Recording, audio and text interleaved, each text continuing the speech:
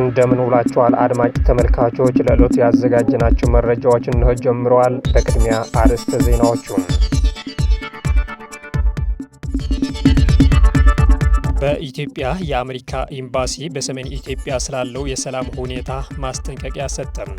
ሁኔታዎች በውይይት እንዲፈቱም ምክረ ሀሳብ አቅርበዋል። በኬንያ 10 ኢትዮጵያውያን በቁጥጥር ስር መዋላቸው ተገለጸ። ግለሰቦቹ በቁጥጥር ስር የዋሉት ሕጋዊ የጉዞ ሰነድ ሳይዙ በመገኘታቸው ነው። የአሜሪካና የኢራን ከፍተኛ መሪዎች ሊወያዩ ነው። ይህ በእንዲህ ያለ አሜሪካ ከኢራን ጋር የምታደርገውን ድርድር ከመጀመሩ በፊት ዜጎቿ ኢራንን ለቀው እንዲወጡ አዛለች።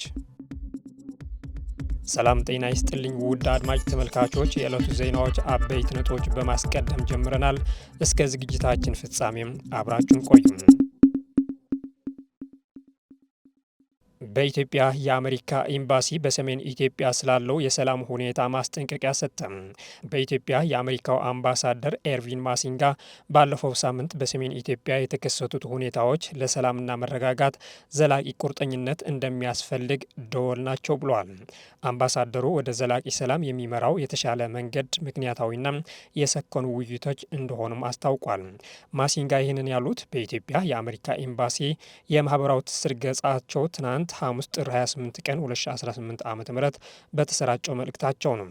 የአምባሳደሩ መልእክት በመከላከያ ሰራዊትና በትግራይ ኃይሎች መካከል ጸለምት በተባለው አካባቢ በተፈጠረው ግጭት ያንዣበበው ውጥረት የመርገብ አዝማሚያ ማሳየቱን ተከትሎ የተሰጠ ነው።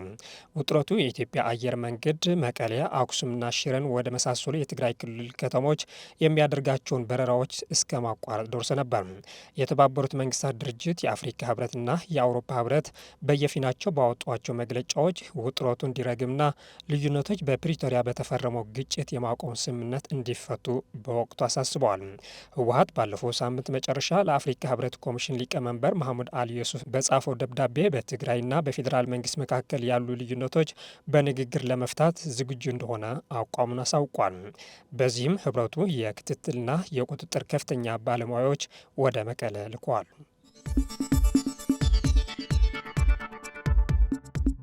በኬንያ 10 ኢትዮጵያውያን በቁጥጥር ስር መዋላቸው ተገለጸ።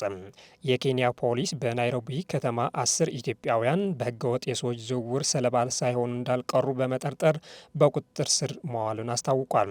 ግለሰቦቹ በቁጥጥር ስር የዋሉት ህጋዊ የጉዞ ሰነድ ሳይዙ በመገኘታቸው ነው። የኬንያ ብሔራዊ ፖሊስ አገልግሎት ባወጣው መግለጫ መሰረት በቁጥጥር ስር የዋሉት 10ሩም ኢትዮጵያውያን በመንገድ ላይ ሲጓዙ የተገኙት ምንም አይነት የጉዞ ሰነድ ወይም መታወቂያ ሳይዙ ነው። ፖሊስ ግለሰቦቹን የተገኙበት ሁኔታ በድርጅቱ ደረጃ የሚመራ የህገወጥ የሰዎች ዝውውር ስጋትን የሚፈጥር በመሆኑ አስቸኳይ ጣልቃ ገብነት ማድረጉን ገልጿል።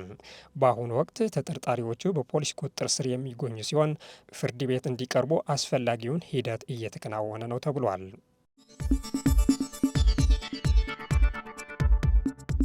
በሱዳን ዳርፉር ግዛት ከፍተኛ ረሃብ መከሰቱ ተገለጸ።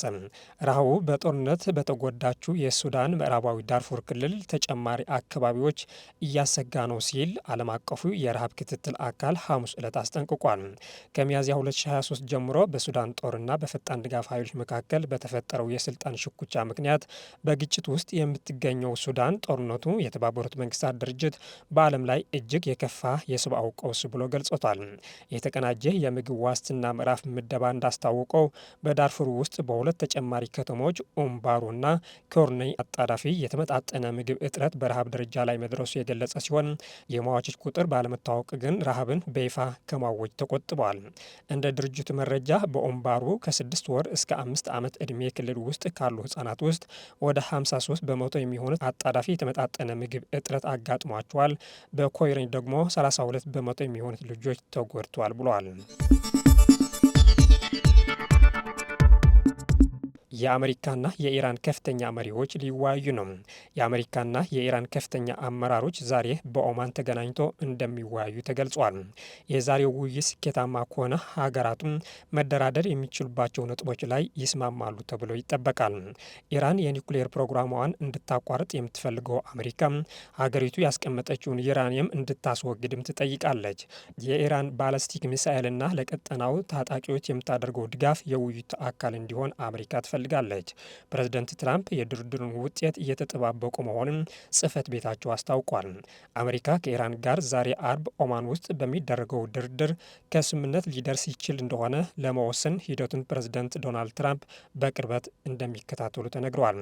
የዋይት ሀውስ ቃል አቀባይ ካርሎይ ሌቬት ኦማን መስካት ውስጥ ድርድሩ ከመጀመሩ በፊት ሐሙስ ሌሊት በሰጡት መግለጫ ፕሬዝደንት ትራምፕ ከንግግሩ ውጤት እንደሚጠብቁ አመልክቷል። ስለዚህም ፕሬዝደንት ትራምፕ የመካከለኛውን ምስራቅ ልዩ ተወካዮቻቸው ስቲቭ ዊትኮፍ እና የልጃቸውን ባል ጃሬድ ኩሽነርን ለድርድር ልከዋል በማለት ውጤቱ ምን ሊሆን እንደሚችል የምናየው ነው። ፕሬዝደንቱ ከተደራዳሪዎቻቸው ውጤትን ለመስማት እየተጠባበቁ ነው ብሏል። ይህ በእንዲህ እያለ አሜሪካ ከኢራን ጋር የምታደርገው ድርድር ከመጀመሩ በፊት ዜጎቿ ኢራንን ለቆ እንዲወጡ አዛለች። በአሜሪካና በኢራን መንግስት ከፍተኛ ባለስልጣናት መካከል ኦማን ውስጥ የሚደረገውን የመጀመሪያው ንግግር ሰዓታት ሲቆሩት አሜሪካ ዜጎቿ ከኢራን ለቀው እንዲወጡ አዛለች።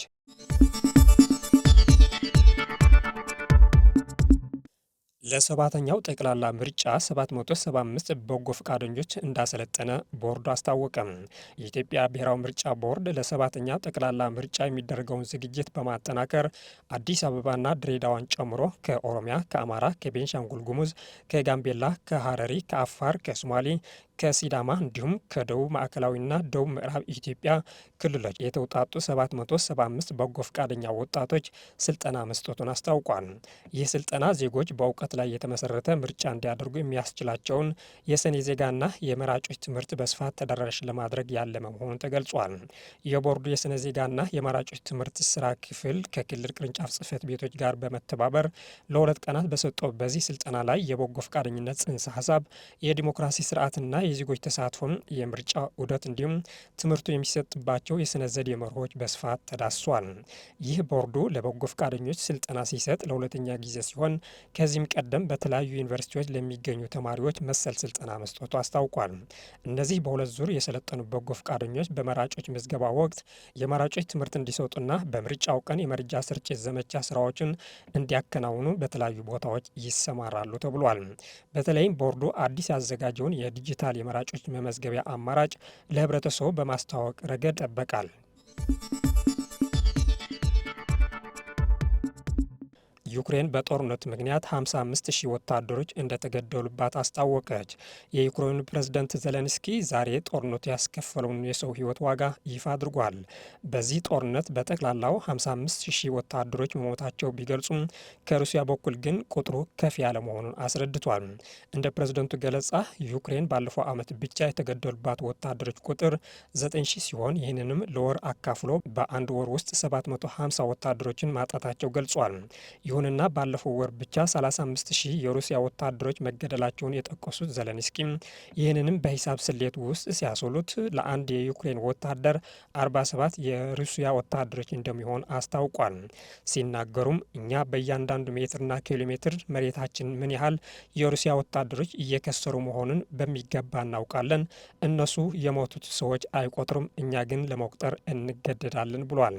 ፕሬዝደንቱ ጨምሮም ሩሲያ ምስራቃዊ ዩክሬንን ለመቆጣጠር ተጨማሪ 800 ሺህ ወታደሮችን ማጣት እንደሚጠበቅባት ገልጾም ይህም የሚሆነው በጣም ቀርፋፋ በሆነ ሂደት እንደሆነና ቢያንስ 2 ዓመት እንደሚፈጅ አስታውቋል።